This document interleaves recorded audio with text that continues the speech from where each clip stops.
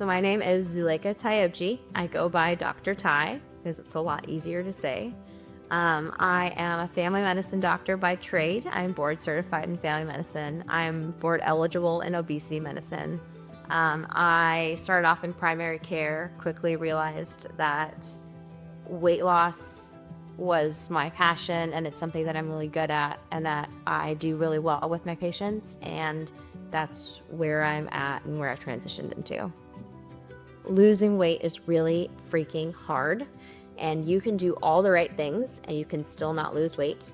And at the end of the day, it really isn't about effort, and it really isn't about what you are or aren't doing wrong. It's really about biology, and that goes across the board. So for someone who's struggled to lose weight their whole life, a lot of that is, and then you've got the people who, the women who've had a baby and all of a sudden hormones have changed everything and everything they used to do to lose weight doesn't work anymore.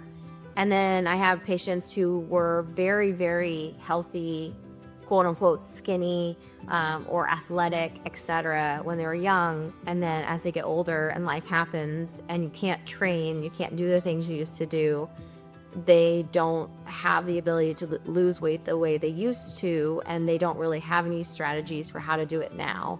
Clean eating isn't enough because their bodies are kind of used to that training schedule. I have a lot of my patients who are perimenopausal or menopausal. A lot of things happen for women during that time. A huge shift in our estrogen levels makes weight a particularly difficult thing to deal with and handle during that time. I like to work with all of them. I would say there's certainly similarities between all of them, but there's also a lot of differences. And we come up with very individualized plans per person. Again, the medication is still going to make a huge difference, but how me and the patient approach that weight loss journey is going to be different for each one of those people, and effective.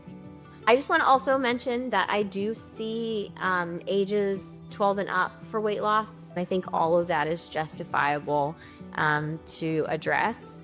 The point of weight loss should be that you should feel like yourself. As a doctor, the delta matters. So the amount of weight you lose matters for your cardiovascular system, for your cancer risk, for all of the above. So medically, as a doctor, that weight loss means a lot for your health. But for us as a doctor-patient relationship, your weight loss is where you feel comfortable and where you go, I feel like myself. If we get to a weight where you go, this is how I feel myself at, beautiful. We've done it. We've done what I wanted us to do. I've gotten that delta as a doctor. You're healthier. We've decreased your chances of a heart attack, a stroke, etc. And then for you, your mental health and just feeling like yourself is back. So my approach to weight loss is to talk to patients about how they live their life now, what their current diet, exercise, lifestyle is like, because it's different for everyone, for us to come up with a plan that works there. I don't believe in strict diets. I don't believe in trends. I think that there are certainly different dietary plans that work better than others. And then again, it's very much a team effort. So I can give you the evidence and you can tell me this works for my life or it doesn't, and we can adjust. I'm certainly a big fan of intermittent fasting. It's my particular favorite diet of choice because I think it's a really easy way to limit your calories and your intake without having to think or work too hard about it. But if that's something that you tell me is not going to work for your lifestyle, cool, we'll work and figure it out. And then, of course, there's the exercise component. I am not super adamant about how you exercise. The biggest thing for me is strength training. As long as you get some form of strength training in there, it can be as easy as wearing weights while you do a walk or some resistance training. That's going to be fine for us evidence-wise for weight loss and maintenance. And that's what the evidence shows through plenty of studies. Cardio is great for your cardiovascular health. I don't really care about it for your weight loss, but I do care about it as a doctor for your heart health. And then medication. There are a lot of medications out there now for weight loss. We've got off-label meds that have been used for a while. And we have the more common ones nowadays, which are the injectables, which are the GLP-1s. The reason why those medications are really good is because we are targeting that biology. We are targeting the gut-brain connection, which is the true reason we can't lose weight. Certainly those medications decrease your appetite. They certainly make you more satisfied with your food. You certainly are going to eat less, but much more importantly, in my opinion, and through the evidence, is that it's going to change how your body processes food. We're going to basically put your body back to the biology of what it evolutionarily wise should be, how you should process food properly. So that's what those medications are going to do. They're going to reset that gut and that brain connection so that they're communicating properly, and so that you're actually processing your food in a way that allows all that work you're doing to have results. So your insulin sensitivity is going to improve, your metabolism is going to improve, all the things that we kind of know about, in that general department. But it also just means that all the work you put into it is actually going to do something. They're not magic. You don't get to take them and lose weight magically. You still have to do what you do. But they basically allow your body to be like, oh, got it. You want to lose weight. Cool. Let's actually do it. That sounds good to me. I'm on it. They're not magic. You don't get to take them and lose weight magically. You still have to do what you do. But they basically allow your body to be like, oh, got it. You want to lose weight. Cool. Let's actually do it. That sounds good to me. I'm on it. So that's kind of the broad approach I have of weight loss. For me, food is great. Food brings joy. I see food as a joyful thing, a celebration. It's a time for us to either, whether it's social or just when we're stressed, it's an ability for us to take a load off. So food shouldn't be shameful, and I think that there's a really bad, or not bad, but I think that there's a general consensus around like food that it's a shameful thing and we need to limit it and we need to do that.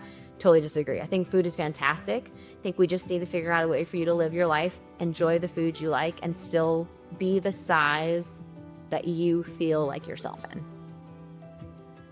So food noise is something that is super bothersome to a lot of people. It's basically like that constant thinking about, what am I going to eat next? What kind of food do I have available? And it's sometimes, if you haven't experienced it, it's really hard to describe, but food noise is really, really bothersome. And one of the things that those GLP-1s do really well is they shut that noise off. It allows you to go about your day without having to think about what's my next snack, what's my next meal. And it is honestly game changing. I have patients who tell me they are like, I didn't know people could feel this way. I just genuinely didn't know people's brains didn't constantly think about food. And so that's one of the amazing things that those medications do, is they turn that food noise off. And sometimes it's dose dependent. Sometimes we have to kind of crank the volume a little bit. It goes up and we adjust, and food noise comes back a little bit later and we adjust the dose of the medicine or whatever it be. But that, I would say, is one of the major benefits of those medications. So people come to me from all different walks of life. I have, people who are in different life stages, different ages, etc., and also different experiences with their weight loss. So I've got you've got people who have struggled with weight their whole life. They remember having trouble with it as a kid, adulthood, adolescence. They've always struggled with it. They've done a million different things. It works for a while, it doesn't work, etc. And then I have my patients who had a baby, and then all of a sudden they can't lose weight. Everything they used to do doesn't work. And then I have patients who were very, very healthy, quote unquote skinny, or athletic, etc., when they were young, and then as they get older and life happens and you can't train, you can't do the things you used to do, they don't have the ability to lose weight the way they used to, and they don't really have any strategies for how to do it now. clean eating isn't enough because their bodies are kind of used to that training schedule. I have a lot of my patients who are perimenopausal or menopausal. A lot of things happen for women during that time. A huge shift in our estrogen levels makes weight a particularly difficult thing to deal with and handle during that time. One of the biggest things we see during that time is abdominal fat increasing, and that's because we just science stuff. We have a lot of estrogen receptors in our tummies, and as our estrogen levels go down, everything rewires and changes. Same thing goes for our brains and our guts and all of that stuff. There's a lot of things that happen there. So in terms of my perimenopausal and menopausal women, the same stuff goes. The GLP-1s work very, very well, and we're actually seeing a lot of data about hormonal effects of GLP-1s on women in a positive way, whether that's estrogen, progesterone, testosterone, those sorts of things. We're seeing a lot of really positive effects of those medications on that specific patient population. I think that especially at that age, it's a really scary thing to all of a sudden be on a medication such as an injectable that's new. And so I will say a lot of my patients who are perimenopausal or menopausal, we try for a while without it. And I would say most people we end up usually doing the medicine because it does make a big difference. And again, we're not making any sort of big, huge changes to anything other than telling their body, hey, just because I have entered a different phase of my life, I still need to process my food the same way, and that's what that medication is going to do for you. And especially for that patient population, those monthly check-ins, there are things that are going to change month by month. If you're in perimenopause, every single month is going to change.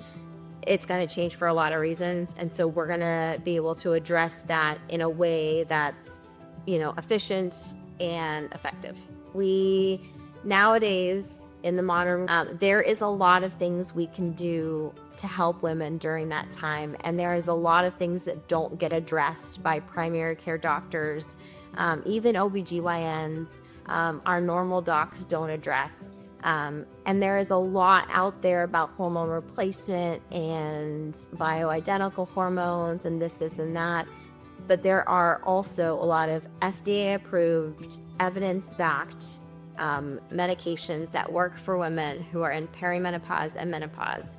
And it is hard to find a provider who can identify with what you're going through, understand what you're going through, and know that breadth of symptoms is very wide and very addressable.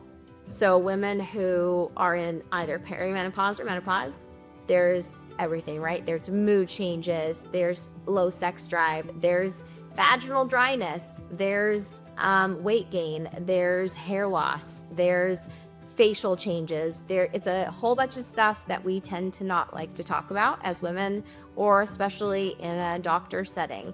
There are really, really good options for all of those things. And a lot of those are hormone replacement, but in a very specific way. There's excellent evidence nowadays that show that hormone replacement decreases your cardiovascular risk, your risk of Alzheimer's disease, and also just your well-being, right? Hot flashes, night sweats, libido, weight changes, mood is the big one. Our mood changes a lot during that time, and we have no idea why all of a sudden we feel different than who we've been. And so there is hormonal options, there are non-hormonal options, and there are a lot of different things that we can do during that time to really help with the process and get you back to you. Like I said, we're spending a huge chunk of our life post-menopausal now. There's no reason why we shouldn't continue to feel like ourselves during that period.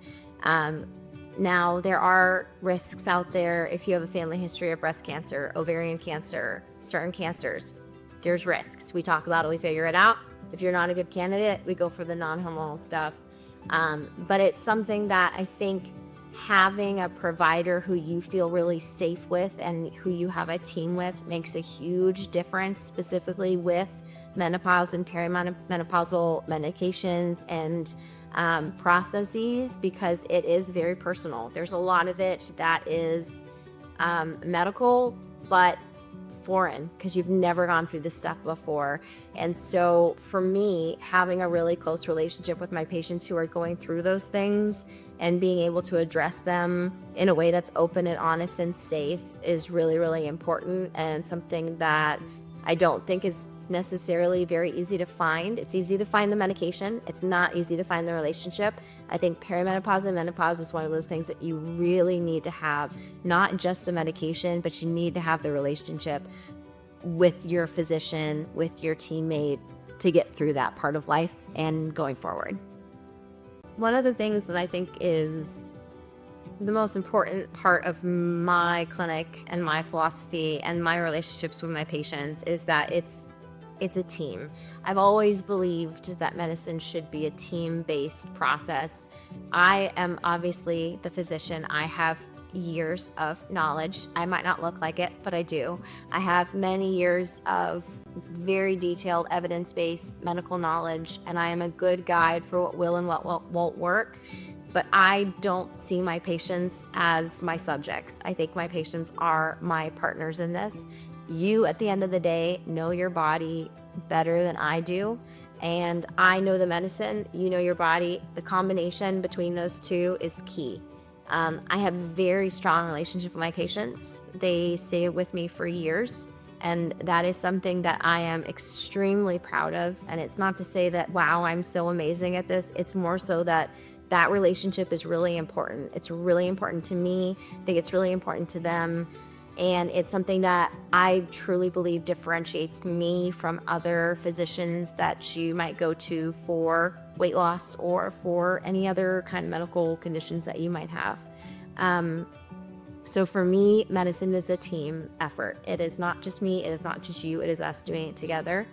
Part of that is, of course, we meet regularly. I am all virtual, so we meet in our home settings, which actually lends itself really well to creating a lot more personal of a connection. Part of that is meeting once a month, and we get to address things that happened in the last 4 weeks. So we see each other, frequently enough that we, can continue to build on that relationship. I think another important aspect about me is that I am very reachable to my patients. I am more accessible than most doctors are. I give my personal cell phone number to my patients. I will say my patients are extremely respectful of that, and it is a different level of relationship. Now, it is still professional.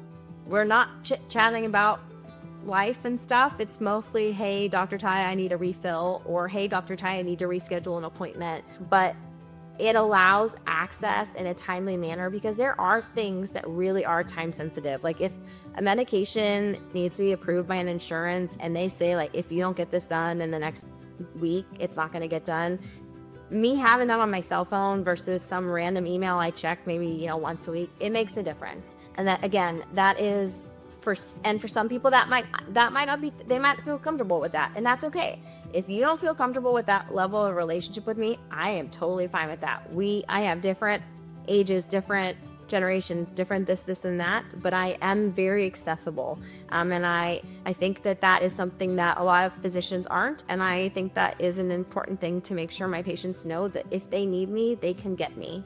Again, it might not be the same day because I am a human being with a life sometimes, but I'm always there and I'm always available.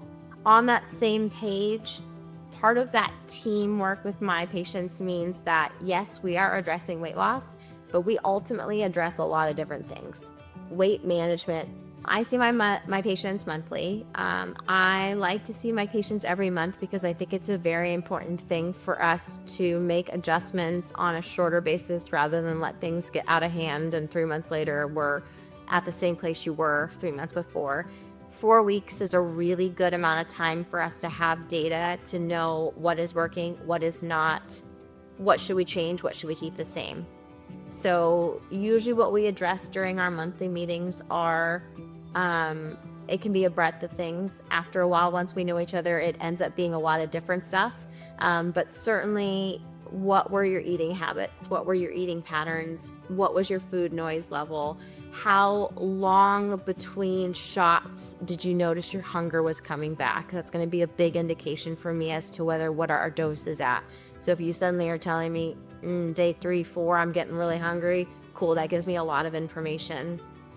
We also talk about mental health. Where is your anxiety? Where is your depression? Where is your life at right now? That's a big part for me, not only as your weight loss doctor, but also as your physician in the whole process. And we absolutely address that during our monthly visits. And if that's something we need to add on to our process of weight loss, we do. In addition to that, of course, there's the dosage. A lot of that is gonna depend on several things. Sometimes it's patient dependent. Patients tell me, I really want to stay at this dose, and I am completely fine with that. If they're losing even a little bit of weight, that's fine. I'm fine with it. If we're losing a pound a month and you're good with it, I'm good with it. If patients are like, I'm really, really not happy with it, I want to lose a lot more, we're going to adjust it. We're always going to adjust it slowly, and we're always going to adjust it safely. I have a lot of clues that tell me we need to adjust the medication, and adjust the medication usually means increase the dose. And the nice thing is, if we are working with a compound pharmacy, there's a lot of flexibility there. We can go a little, we can go a lot, we can play around with it. So that certainly happens on our month-to-month interviews or month-to-month appointments. Certainly weight check-ins, all those kinds of basics. But a lot of it, numbers-wise, yes, is important. More so things are patients telling me, my clothes are fitting better, my pant size has gone down. Even if the scale doesn't show us much, if you tell me your clothes are fitting better, etc., that means a lot to me, and that gives me a lot of information about what we should be doing for the next month. So that's kind of how the months go. Eventually we get to a month where you tell me, I'm happy with my weight, I really like where I'm at, I want to stay here. And from there on, we come up with a process of how to get you off the medication. Now, I will say some of my patients tell me I never want to get off this medication, and I am completely fine with that. It has been around as a diabetic medication for years. It is safe to be on lifelong. There are certainly reasons why we might have to take you off of it because of certain medical conditions, but for the vast majority of people, it is, if you tell me I never want to get off this medication, I am fine with that. We will continue it. We will keep going.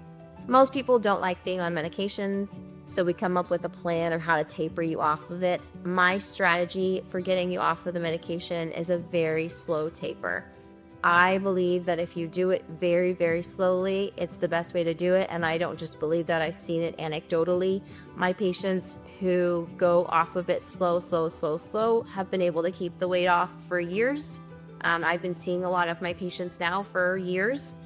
Some of them, even with the weight they're at, continue to want to see me once a month. I love it because I love checking in with them. If you tell me, hey, I'm good, I'm happy, can we switch to every 3 months because I'm at my weight maintenance? Absolutely. If you tell me, I think I'm good, I don't need you right now, I don't need you for a while because I'm here, great. If you need me, I'm always here. You can always come back. But definitely that process until we get you successfully off the medication for a good chunk of time, I'm going to want to continue to see you on a monthly basis to make sure we do that. There is a lot of data out there on the internet about rebound weight gain with these medications, and it is absolutely a real thing, and that is because people stop it too quickly, and they stop it in the wrong way, and they stop it without follow-up. If you do it the way I do it, I have had success, and I continue to have success, and I truly believe that you will keep the weight off. And if at any point things change, you have another baby, whatever, the weight comes back, cool. We restart, we reevaluate. Things might change, we'll figure it out. But weight maintenance is a very, very important part of this because weight loss is great, but we need this to be lifelong. This is for your health. This is for your emotional state. This is for you to feel like yourself long term. That's my goal. And so we have a good plan in place for that. I have when you are my patient, we are a team and we make decisions together. I give you my medical side of things. You give me what works for you. You tell me about your body, your life, your mind, and we make those decisions together in a way that benefits you.